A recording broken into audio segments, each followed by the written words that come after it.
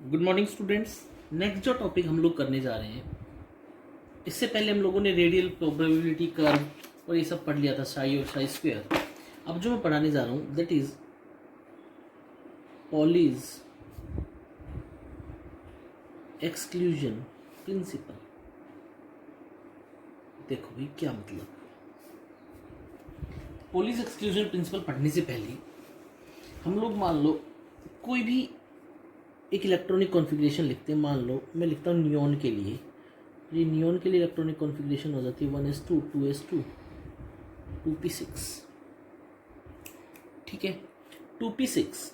अब अगर 2p6 है तो हम लोगों को पता है इसके लिए क्वांटम नंबर्स लिखते हैं। पहला जो क्वांटम नंबर होता है that is principal quantum number n is equal to 2। दूसरा जो क्वांटम नंबर होता है वो होता है azimuthal l, that is equal to s के लिए 0 होता है, p के लिए 1।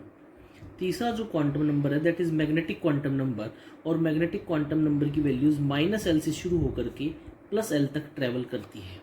ओरिएंटेशन है, एक नेगेटिव डायरेक्शन मानते तो उसके उससे अपोजिट पॉजिटिव डायरेक्शन हो जाती है। और मैं क्या लिखता हूँ, एक वैल्यू -1, एक होगी 0 और एक होगी +1। एक वैल्यू के कॉरस्पॉन्डिंग में एक बॉक्स बना देता हूँ कुछ ऐसा। अभी 2p6 है, मैंने पहले इलेक्ट्रॉन एक ऐसा डाला, दूसरा ऐसे डाला, तीसरा ऐसे डाला। अभी इसी पैटर्न में इलेक्ट्रॉन्स क्यों फिल कर रहे हैं उसके लिए एक रूल अभी आगे करेंगे, that is Hund's rule of maximum multiplicity. और ये कुछ ऐसा हम लोगों ने क्या माना कि अगर मैं एक स्पिन को इस तरह से दिखा रहा हूँ तो मैं इसके कोरस्पॉन्डिंग जो वैल्यू ले रहा हूँ दैट इज +12। दूसरा जो इलेक्ट्रॉन ले रहा हूँ उसके कोरस्पॉन्डिंग जो वैल्यू ले रहा हूँ दैट इज -12। ठीक है, एक +12 और एक -12। 2p6।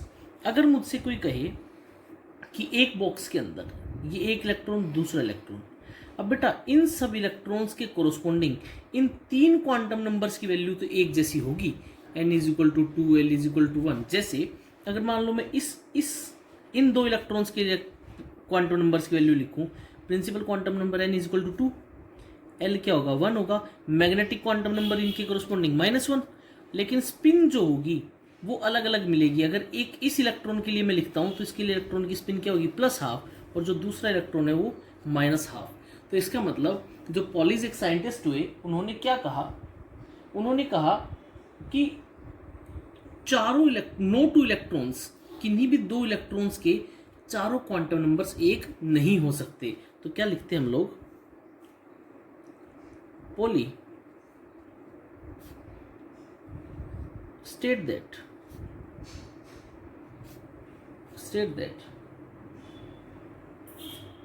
the two electrons in an atom that two electrons in an atom cannot have same set of all the four quantum numbers, ये था बेटा पॉलीज एक्सक्लूजन प्रिंसिपल, और उसी के बेसिस पे इस तरह से किया। ठीक है, अब बेटा हम लोग इसी से प्रिंसिपल से एक बात निकालते हैं, the maximum capacity of main energy shell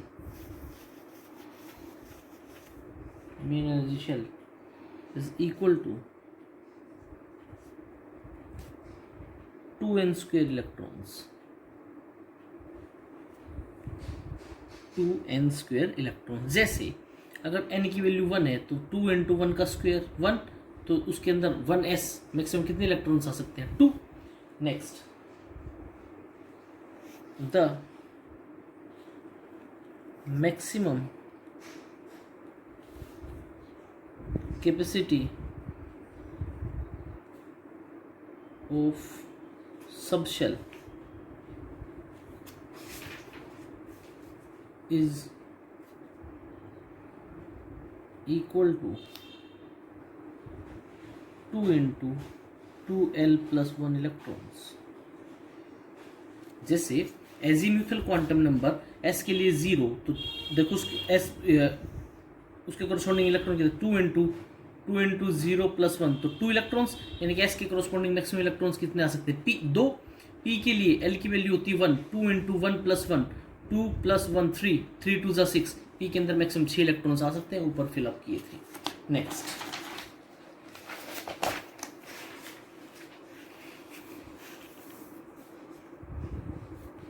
one orbital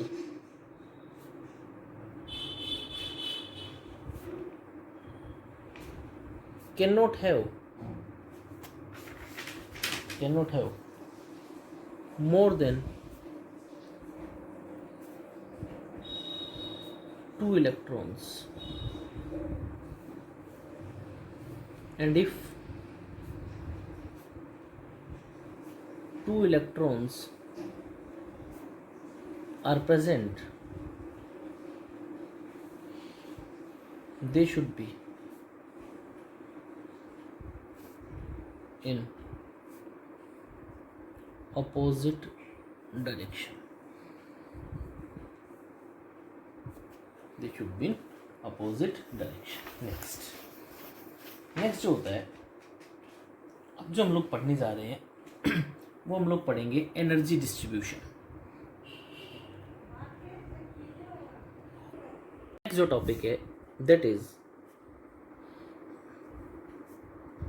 energy level diagram. बहुत इंपॉर्टेंट, बहुत आसान। देखो भाई, मान लो मैं इलेक्ट्रॉनिक कॉन्फ़िगरेशन लिखना चाह रहा हूँ हीलियम के लिए, ठीक है, फिर मैं लिखूँगा मान लो नाइट्रोजन के लिए, और फिर मैं मान लो लिखता हूँ मैग्नीशियम के लिए, ठीक है। हीलियम का एटॉमिक नंबर होता है 2, तो मैं इलेक्ट्रॉनिक कॉन्फ़िगरेशन लिखता हूँ 1s2, ठीक है। नाइट्रोजन का एटॉमिक नंबर होता है 7, मैं लिखता हूँ 1s2, 2s2, 2p3। मैग्नीशियम का एटॉमिक नंबर होता है 12, मैं इलेक्ट्रॉनिक कॉन्फ़िगरेशन लिखता हूँ 1s2, 2s2, 2p6, 3s2। अब बेटा इन सब में हम लोग एक बात पढ़ेंगे, वो क्या है कि 1s के बाद इलेक्ट्रॉन 2s में क्यों गया, 2p में क्यों गया, इसके लिए अलग अलग रूल्स हैं। और जो मैग्नीशियम का atomic number 12, 1s2, 2s2, 2p6, 3s2। अब बेटा क्या होता है, 1s के बाद इलेक्ट्रॉन 2s में गया, 2p में क्यों गया। क्वेश्चन ये आ सकता था, सर 1s के बाद 1p में क्यों नहीं गया इलेक्ट्रॉन। अब 1p तो पॉसिबल है ही नहीं, क्यों नहीं है possible, for a designated orbital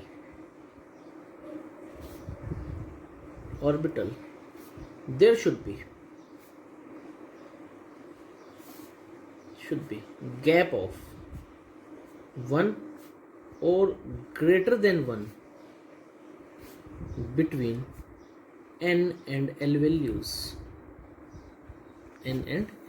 देखो कैसे, मैं कहता हूँ 1s, ठीक है, 1s के लिए n = 1, l कितना था इसके कोरस्पॉन्डिंग 0।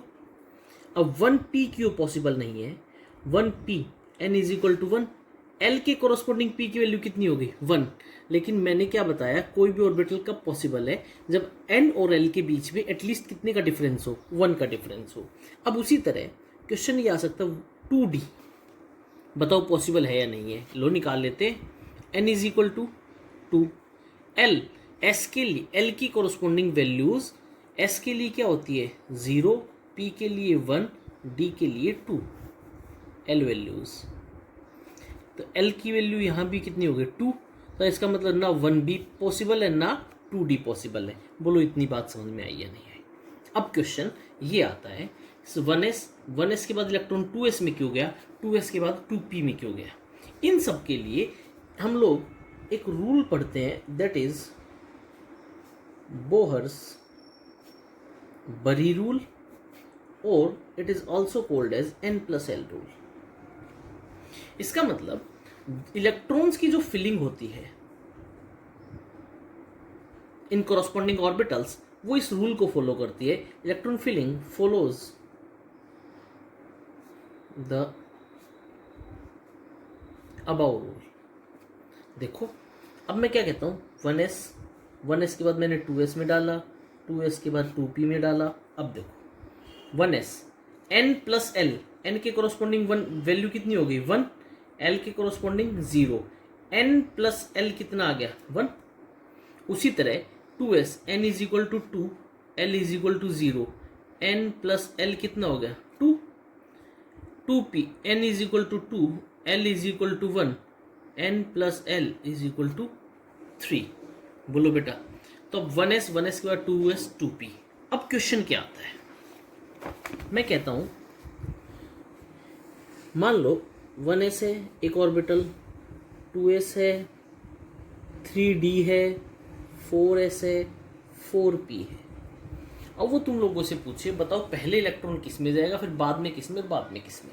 सबके लिए n प्लस एल की वैल्यू देखते हैं। देखो करें 1 n plus L 1, 2, 3 plus 2, D के कॉरस्पॉन्डिंग एल की वैल्यू 2 थी 5, 4 प्लस 0 4, 4p 5। अब क्वेश्चन क्या आता है, इस 3d के लिए और 4p के लिए n प्लस एल की वैल्यू सेम आ रही है। इफ, तो हम लोग क्या लगाते हैं, if the value of n plus L is comes out to be same in case of any orbital, then we will take consideration of n। n इसका मतलब जिसके लिए n की वैल्यू कम होगी उस ऑर्बिटल में इलेक्ट्रॉन पहले जाएगा। अब 3d और 4p में से किसके अंदर किसके लिए n की वैल्यू कम, 3d की n की वैल्यू कम, 4 इसके लिए n की वैल्यू 3, इसके लिए n की वैल्यू 4, तो अब इलेक्ट्रॉन पहले किस में जाएगा 3d में जाएगा। तो hence electron will go first into 3d and then 4p। बोलो बेटा बात समझ में आई है नहीं है, ठीक है। और बेटा ये जो इस तरह से इलेक्ट्रॉन्स का डिस्ट्रीब्यूशन होता है, 1s के बाद 2s, 2s के बाद 2p, 3p, 3d, इस अरेंजमेंट को कहा जाता है इलेक्ट्रॉनिक कॉन्फ़िगरेशन। तो हम लोग क्या लिखते हैं, और इलेक्ट्रॉनिक कॉन्फ़िगरेशन का सबसे बड़ा बेसिस क्या है, n प्लस एल रूल। क्या ये मेरे को इनडायरेक्टली एनर्जी भी बता रहा है, नहीं बता रहा है। n प्लस एल रूल से मैं एनर्जी फाइंड आउट करता हूं जिसके लिए n प्लस एल की वैल्यू कम, n प्लस एल की वैल्यू कम, इसका मतलब उस ऑर्बिटल के इलेक्ट्रॉन पहले जाएगा। n प्लस एल की वैल्यू जैसे जैसे बढ़ती जाएगी इलेक्ट्रॉन की फीलिंग बढ़ती जाएगी। अब देखो हम लोग क्या करते हैं, for example in case of 5s and 4d, ठीक है। तो हम लोग क्या करते हैं, 5s n plus L 5 plus 0 कितनी आई value 5, 4d n plus L 4d 2 6। तो इलेक्ट्रॉन पहले किस में जाएगा 5s में। बोलो बेटा बात समझ में आई या नहीं आई, ठीक है। अब मैं क्या लिखवाता हूँ, the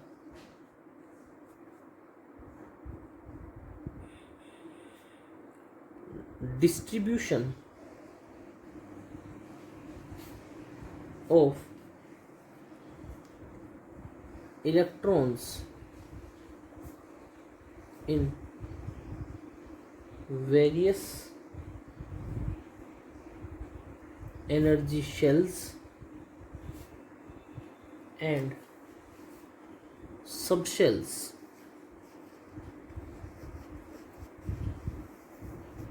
and orbitals in an atom in ground state ground state is called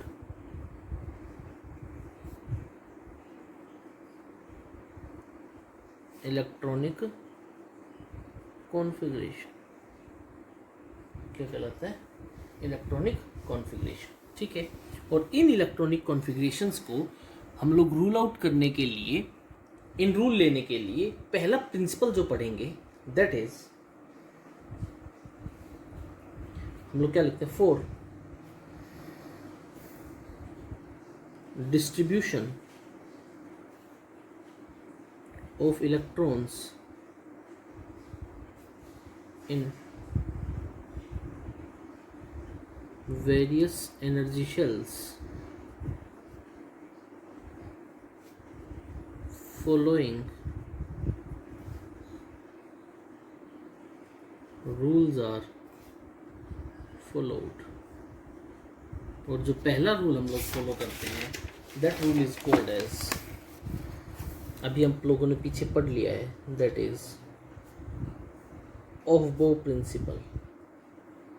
वो जो n+l मैंने पीछे पढ़ाया है वो ऑफ बो की ही एप्लीकेशन है, ऑफ बो प्रिंसिपल। हम लोग क्या कहते हैं, ऑफ बो। ऑफ बो का मतलब होता है बिल्डिंग अप। बिल्डिंग अप का मतलब क्या, जैसे कोई भी हम इमारत बनाते हैं तो उसको नींव से बनाना शुरू करते हैं, पहले पहली मंजिल बनेगी, फिर दूसरी मंजिल बनेगी, फिर तीसरी मंजिल बनेगी। उसी तरह से ओहबो प्रिंसिपल भी ये बताता है, जब भी किसी एटम के लिए हम इलेक्ट्रॉनिक कॉन्फ़िगरेशन लिखेंगे तो पहले लोअर एनर्जी वाले ऑर्बिटल में इलेक्ट्रॉन जाएगा, लोअर एनर्जी यानी कि जिसके लिए n+l की वैल्यू कम, फिर उससे ज्यादा वाले में, फिर उससे ज्यादा वाले में, फिर उससे ज्यादा वाले में। तो ओहबो प्रिंसिपल क्या कहता है, ओहबो means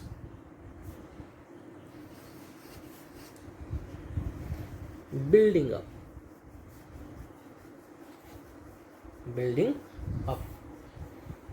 It states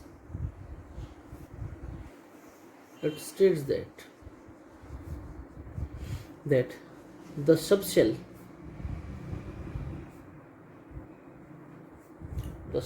with minimum energy is filled up first, and when it gets fully occupied, then next subshell of higher energy starts filling। बोलो बेटा बात समझ में आई है नहीं आई? ठीक है, तो हम लोग क्या कहते हैं, ओहबो प्रिंसिपल। अब देखो नेक्स्ट, जैसे अगर मान लो मैं बात करूं, ये 1s है, ठीक है, ये फिर 1s, फिर 2s, फिर 2p। बोला ऐसे ही होगा या नहीं होगा? फिर और मैंने एक सेकंड इलेक्ट्रॉन्स कैसे फिलअप होंगे? सबसे पहले 1s से ज़्यादा 2s, 2p, फिर 3s, फिर 3p, 4s के बाद 3d के बाद 4p, फिर 5s और फिर 5p। इस तरह से इलेक्ट्रॉन्स भरते जाएंगे। तो कोई भी रैंडमली कोई भी दो ले लो, मान लो मैं ये ऑर्बिटल लेता हूँ और ये लेता हूँ, मैं इन दोनों को n+l की वैल्यू कंपेयर करता हूँ। इसके लिए n+l की वैल्यू कंपेयर करो, 3 + 1 4, 4 + 0 4। दोनों के लिए n+l की वैल्यू सेम है, लेकिन जहाँ पे n+l की वैल्यू सेम होती थी हम किस पे स्विच कर जाया करते, n की वैल्यू पे। जिसके लिए n की वैल्यू कम, उसके लिए एनर्जी कम, यानी कि उसमें इलेक्ट्रॉन पहले जाएगा। तो बताओ 3p में इलेक्ट्रॉन पहले जा रहा है या नहीं जा रहा है? नेक्स्ट आगे चलते हैं। हम लोग नेक्स्ट जो करते हैं, कुछ एक एक्सेप्शंस हैं जो वो प्रिंसिपल को फॉलो नहीं करते, आगे चल कर पढ़ाऊंगा मैं वो। नेक्स्ट है दैट इज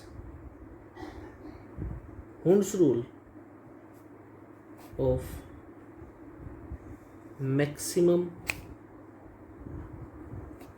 टॉपिक है Hund's rule of maximum multiplicity.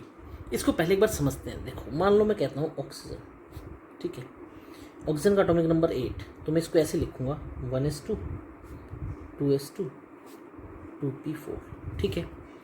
S के कोरोस्पोंडिंग कितना बॉक्स बनेगा? एक। क्यों? क्योंकि मैग्नेटिक क्वांटम नंबर के कोरोस्पोंडिंग वैल्यू एक।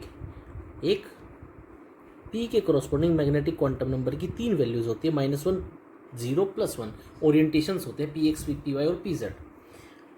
1s2 यानी कि 2 इलेक्ट्रॉन है, एक पॉजिटिव हाफ का क्लॉकवाइज का तो दूसरा एंटी क्लॉकवाइज का। दूसरा 2s2 एक क्लॉकवाइज दूसरा anti clockwise.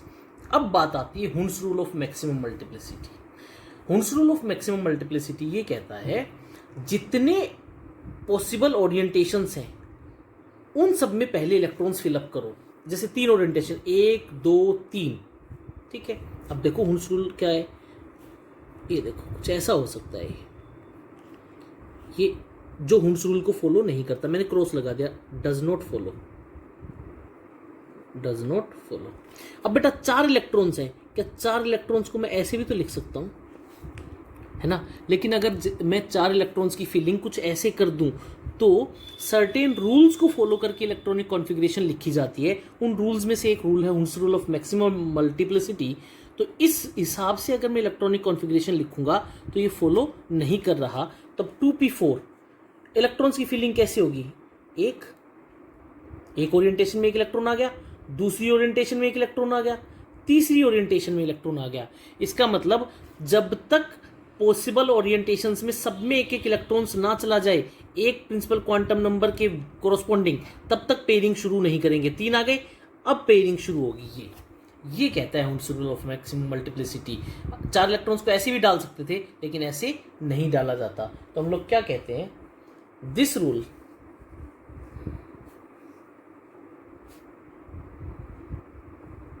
states that electrons are distributed among orbitals in subshell in such a way to give maximum number of unpaired electrons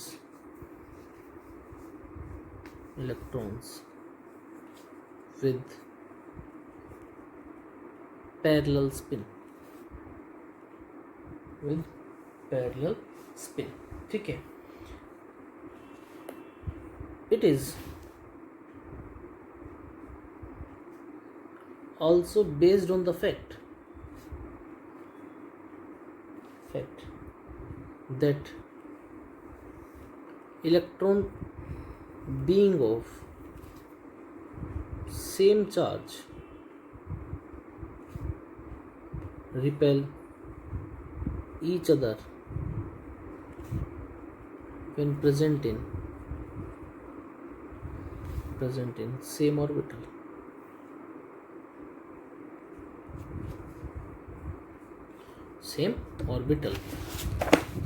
To minimize repulsion,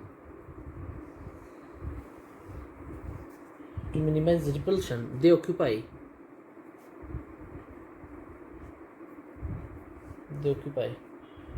different orbital of subshell and hence increases stability. देखो भाई क्या लिखा मैंने। बेटा हमेशा एक बात याद रखना, एक रूल होता है, that rule is energy stability rule. ऐसा कहा जाता है कि एनर्जी और stability they are inversely proportional. अगर किसी की एनर्जी ज़्यादा है तो उसकी स्टेबिलिटी क्या है, कम, और अगर स्टेबिलिटी ज़्यादा है तो एनर्जी क्या है, कम। अब अगर एक ही ऑर्बिटल के अंदर मैं सारे इलेक्ट्रॉन्स डालूंगा, इलेक्ट्रॉन, एक इलेक्ट्रॉन के ऊपर नेगेटिव चार्ज, दूसरे के ऊपर भी negative charge, inter electronic repulsion बढ़ेगा, रिपल्शन बढ़ रहा है, इसका मतलब एनर्जी बढ़ रही है, एनर्जी ज़्यादा तो स्टेबिलिटी कम।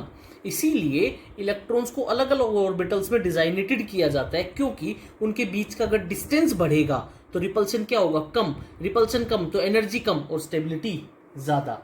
ये था बेटा एनर्जी स्टेबिलिटी रूल, और ये सब थे ऑफ बोह्स रूल और ये सारा। अगर किसी को इनमें कोई प्रॉब्लम रही हो तो पर्सनल मेरे पास मैसेज करें। ये चैप्टर अब बस 1-2 दिन का और रह गया, उसके बाद हम लोग शुरू करेंगे पीरियोडिक टेबल। ठीक है, अभी मैं इसको भेज रहा हूँ आप लोगों के पास, इसको नोट डाउन करना है। अपनी फेयर कॉपीज रेगुलर बनाओ भाई, अगर फेयर कॉपी नहीं बनाओगे तो कोई फायदा नहीं है। फेयर कॉपी बनाओ, जूम क्लास में अपनी प्रॉब्लम्स लिया करो, कल जूम क्लास लूंगा, आज मैंने लेक्चर भेज दिया है, इस हिसाब से अपने नोट्स को पूरा करो। ठीक है, कोई भी प्रॉब्लम हो पर्सनल मेरे पास मैसेज करो, व्हाट्सएप करो, कोई दिक्कत नहीं है। ठीक है, थैंक यू।